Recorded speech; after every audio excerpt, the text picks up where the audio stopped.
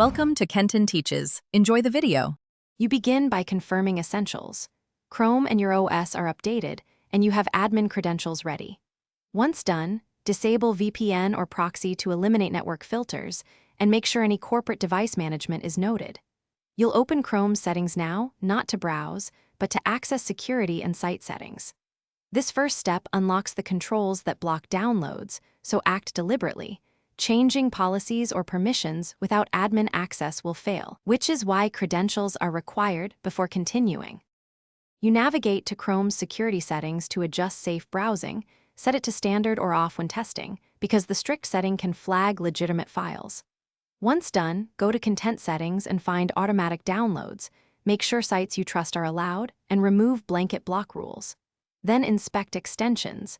Disable anything unfamiliar, especially download managers or security add-ons, because they can intercept file requests. If an extension was the culprit, re-enable them, one at a time to isolate which one caused Chrome to. You finish by clearing cache and cookies, then restart Chrome and attempt the download again. This removes stale rules that might keep blocking files. If the problem persists, open an incognito window or create a fresh profile to see if user data or extensions are responsible. Make sure to test with and without any antivirus running briefly, since some scanners block downloads. If nothing works, reset Chrome settings or reinstall after backing up bookmarks and passwords. And remember, if corporate policy enforces blocks, contact your admin for an override.